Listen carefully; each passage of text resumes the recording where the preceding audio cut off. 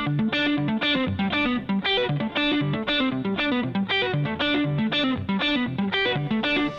about the platforms? Have they been refurbished? No. All right. So you want that now taken care of before you'll allow this. You need a load test here too, right? Yeah, it looks like there's something missing up top. See a green line out No, a lot of times there's not going to be any boxing or anything like you see over there. It doesn't need the grading is what ties it all together. But now with that happening here, let's move over to this little one. You know what this is? This is called a fold-out ladder. You know how these work. This actually supposed to fold up if it was properly working. This folds up into itself and it looks like a drain pipe.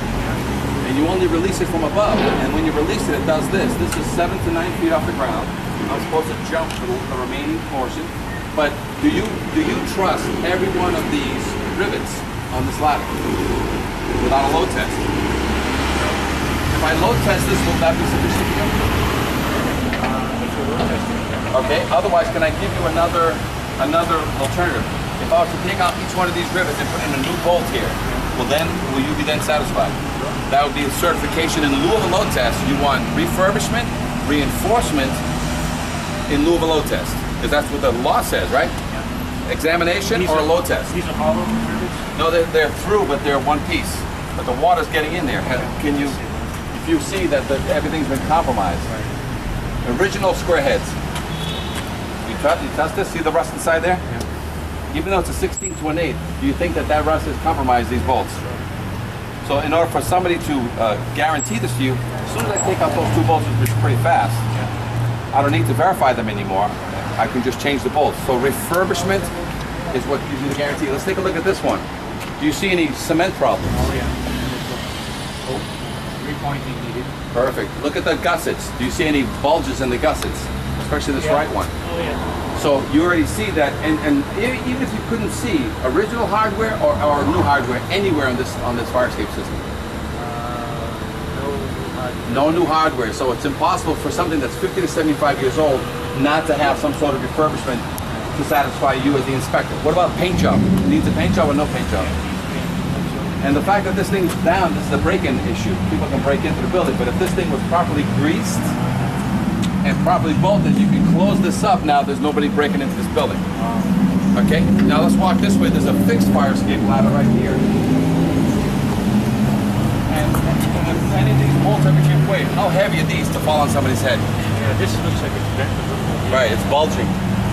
Oh yeah, how about back here? Quite a bit, yeah. Yeah, it needs refurbishment. Okay, and if you can get in there and look at the this is about 1,000 pounds worth of weight here. Now, is this concrete or? No, that's solid steel. It's cast iron. Okay, now look at back here. Yeah. You think that's holding it? Yeah. Yeah. So the rivets that hold the whole angle, they're gone. And look at the nut, it's gone. Yeah. You come back here and shoot this. And then what about this corner? The frame, is that corner good? It's fine. So this fire escape is structurally unsound. Yeah. Did you have to climb on this fire escape to make that assessment? No. So we've done a cantilevered unit. You've looked up 3 stories. We've done a balcony with a folding ladder. Let's go to the front of this building. And again, this much rust takes 25 years of non-paint, never paint up.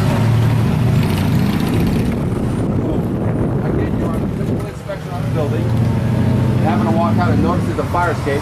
More rust than paint or more paint than rust?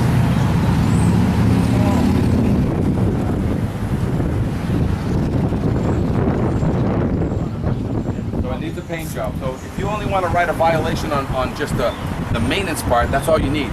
Because whether you write a violation on paint or structural, it always requires the 5-year anyway. Both of them are going to get you the same thing. So now let's look up structurally. Any evidence of any maintenance anywhere. But you're the first thing you look for is any new hex heads anywhere to your knowledge. So if you don't see one new hex head in 50, 75, or 100 years of this building, has anybody ever structurally touched this fire escape? So, do you need to go any further? You want to get out a window and climb on it and test it with your body? You want to do a live load test? No. You know? In fact, there's a chain here. Correct. That chain is because this too is a fold-out ladder. This thing is, if you could, It's supposed to be up. oh yeah, this one's slow. Oh yeah, that could be up. It does move. I'm just not tall enough. I see, so that should be. And that's a break-in. But now look for bulges. See how the original here, so nobody can ever load test this. You got bulges, especially on this, so look how big the bulge is. So you got unsupported platform. Let's take a look into the building. Do you see any cement connections that are tearing up? You know, and you look like they've been doing some repointing anyway. But did they verify it back into the building? All right, let's take a look at this one.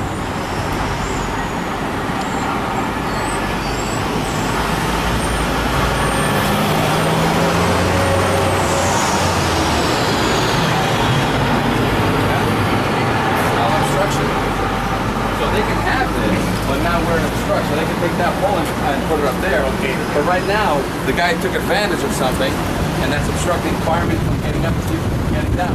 But again, more paint than rust or more rusted paint? More rusted, yeah. More rusted paint? And what about structurally? Any evidence of any maintenance in the history of this fire escape that you can identify on the rail, on the gusset? Other repointing, but nothing in the fire escape. Now, one bolt in 75 years.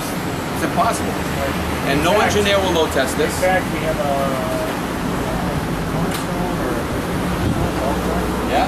A lot of times it's because as the iron grows, it snaps lentils and it snaps stone. So anything else? How about the corners on the rails? And this thing is a fire escape deck. You see how this little thing? You have position, and then when you release it, it comes down. Alright, so now there's one last fire escape. Let's come over here. And lastly, there's an air conditioner and exactly. in this one, so you have another obstruction. Obstruction, yeah. No ACs in the windows, correct? No flower pots on the fire escape. Now this is just one building. And you didn't come out for a fire escape inspection. You came out for some other form of inspection.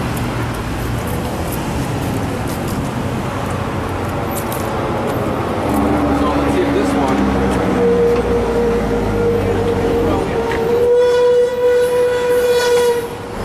So if this thing was greased,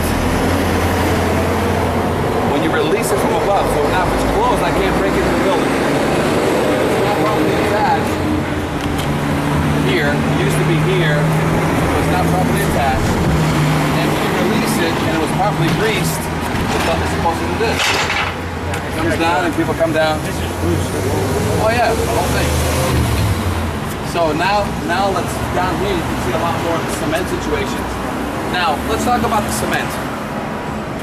You want me to blow that hole open and verify that it's properly connected into the building, or do you want a new epoxy bolt next to it? New epoxy bolt.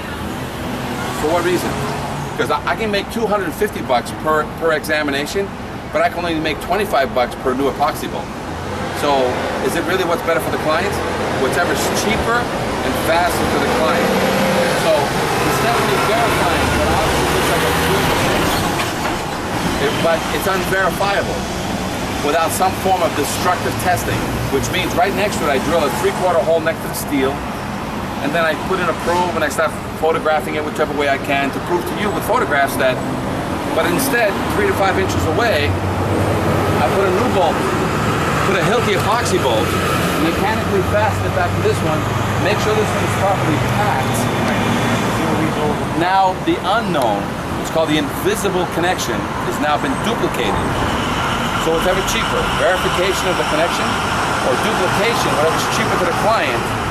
Otherwise, the only other way for me to guarantee the wall, even after I've done all my rebolting, let's say I rebolt 100% of